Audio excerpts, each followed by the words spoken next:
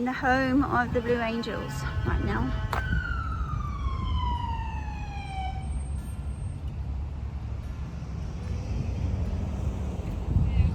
So it's 3 years ago, just over 3 years, that I lost my dear Tom to brain cancer in this life.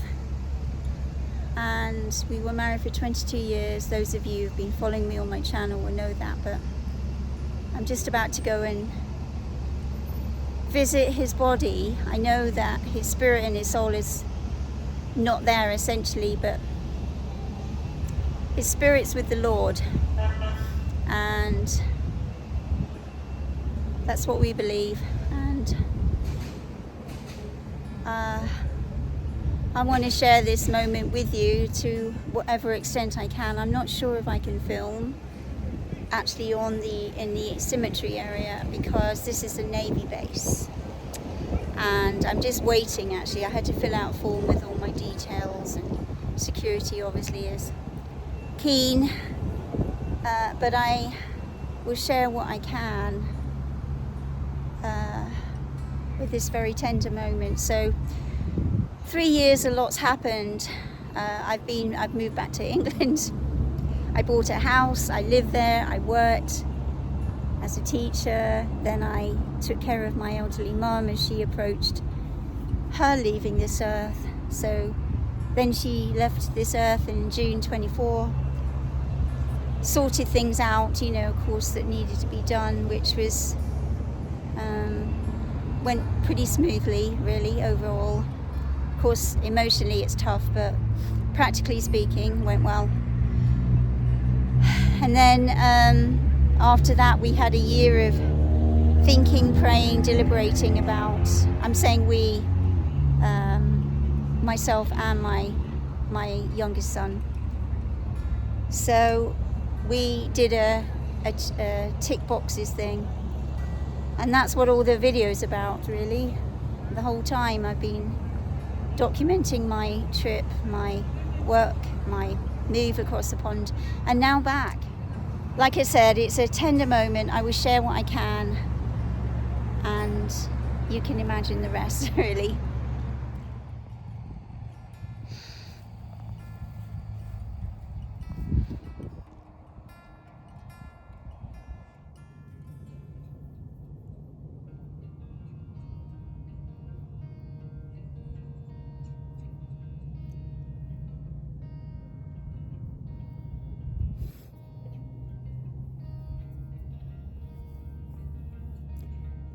Some people might think that this is a little distasteful,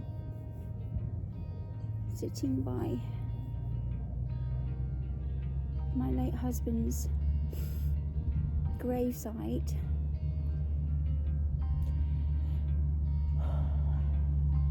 But I wanted to share this moment with you. I haven't been here for a little while because I was in England, and I know that his body lays at rest here, but his spirit is with the Lord Jesus. So I can look up as soon as I got here. I don't need to stare at the gravestone or wonder about things too much. I know I can trust the Lord. And from the time that we got his diagnosis all the way through the last few months of care, thank God for Jesus.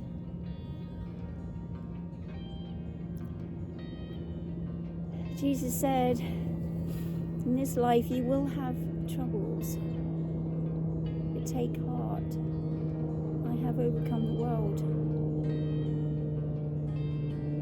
That doesn't just mean when we have problems come to him. It means something much bigger than that for any viewers who don't believe or don't understand. Jesus overcame the law of sin and death. And so that means that as a believer in Jesus, my husband is with the Lord and he has eternal life. And as a believer also, that's what I hope for. And my hubby is buried here at the Navy base in Pensacola, Florida. And they take good care of the grounds here.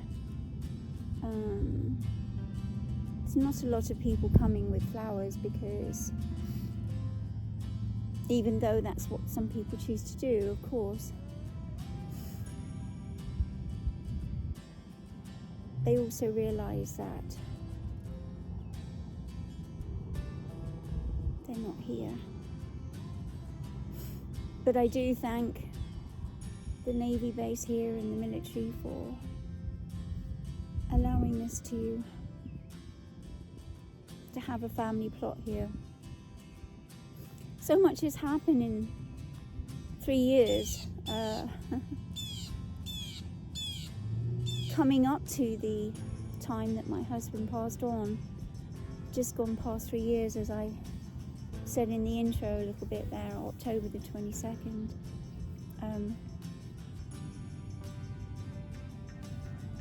Going up to that bit when he was in hospice care at home,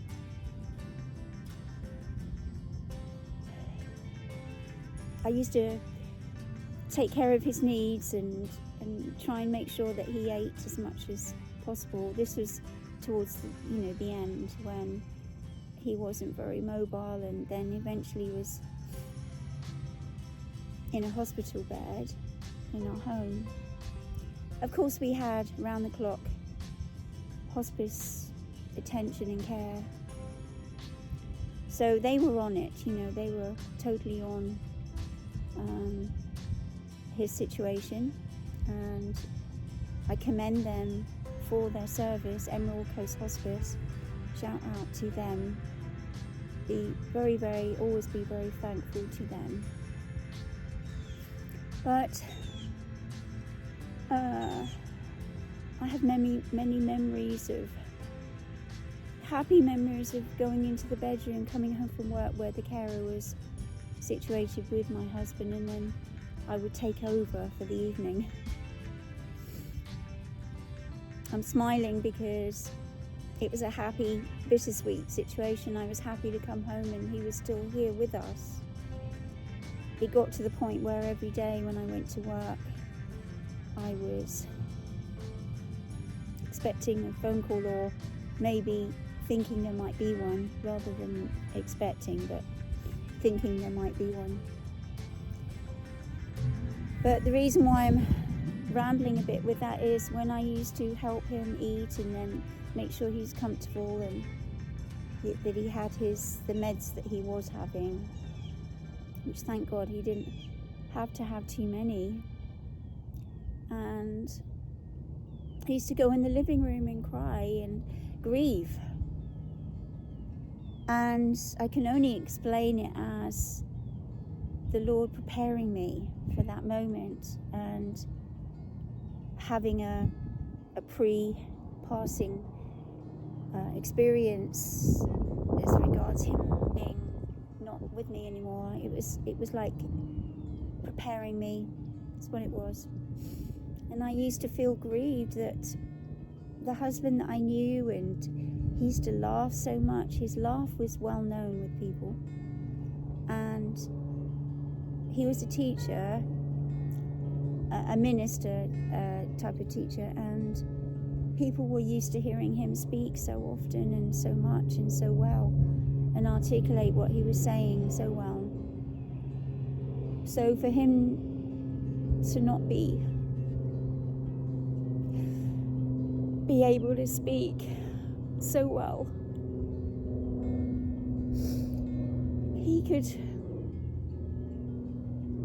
he realized it was me up until the end, I believe.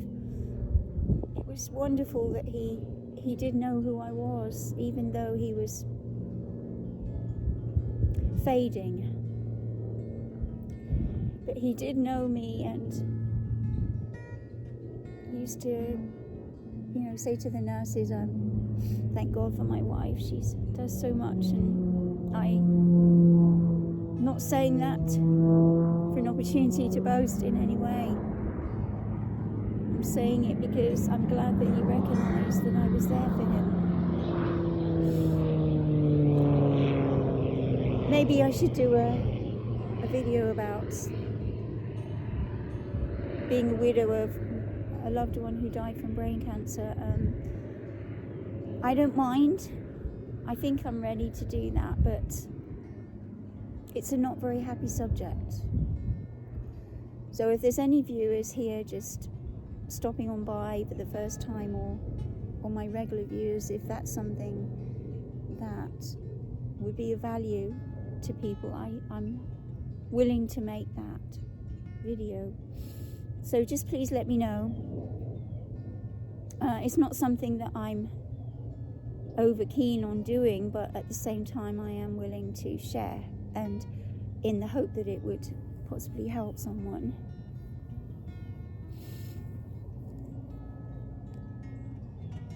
But I wanted to come today because I'm just about to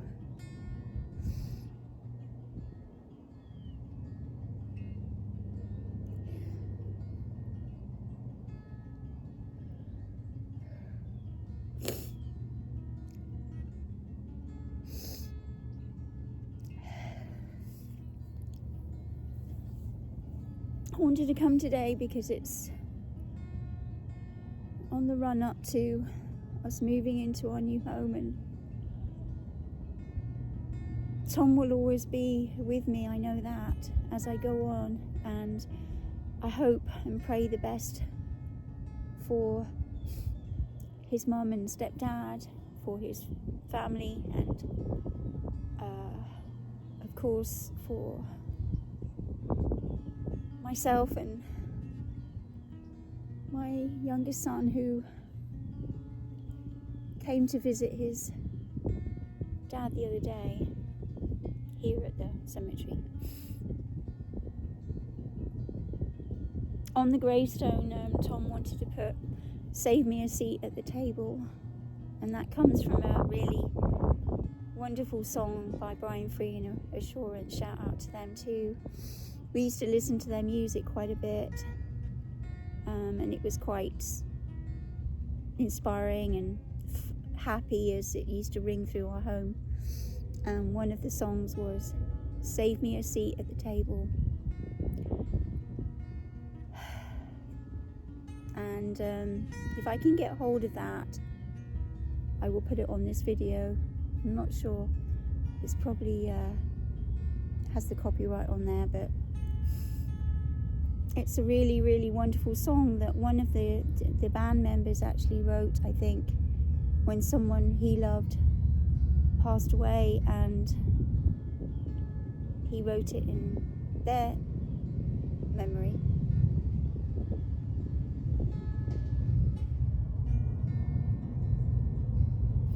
Of course, I miss him. I wonder, like a couple of other dear widower friends of mine and other people who've lost their loved ones have commonly said they've wondered why it happened,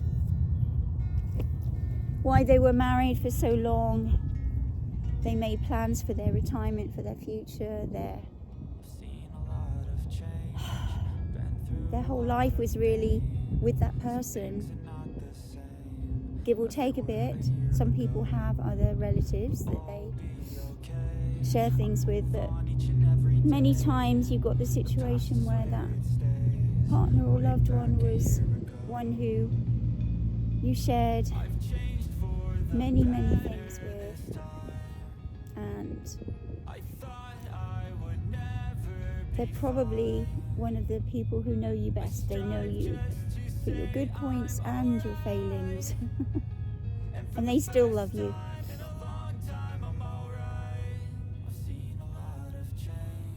I have made a couple of other videos in England when I was wanting to share how the strategies the Lord's given me to work through this journey of grief. But I do want to add to that even though it has been a journey of grief, it's also a journey of moving forward, as I mentioned in the video that I made. It's important that we move forward because, first of all, I know for sure that Tom would not want or even expect me to come here every weekend, to be crying and missing him too much. He's like most men. He would love that thought of his wife missing him dearly. Which husband wouldn't? But at the same time, I'm very sure that he wants me to live out the rest of my years, my last third of my life here on earth. Well, as far as I know. He would want me to live life and have it abundantly as much as I'm able to in this life. And now he's with the Lord, so he has, however it works, we're not quite sure how it works, but I talk to the Lord daily, and sometimes I'll ask the Lord to Tom that I love him and I tried to be the best wife I could for him.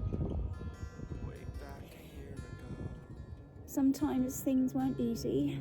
I struggled with homesickness coming over from England the first time. I struggled with other aspects of our getting used to Pensacola, Florida, and Americans for me, that kind of thing. It was a journey in itself. But we have a wonderful testimony, both of us. My husband had a wonderful testimony before he left. And one day, this too shall pass. I'm sorry I'm not smiling very much in this video. Very, very reflective right now, and I really appreciate you guys hanging on in there with this video. It's not very happy, but at the same time it is. It is for us as a family who have wonderful memories of him, and also for me, knowing that I'm going to see him again. So, any comments, just always leave them down there in the comments below, and I will look forward to sharing with you in the next video. Cheerio for now.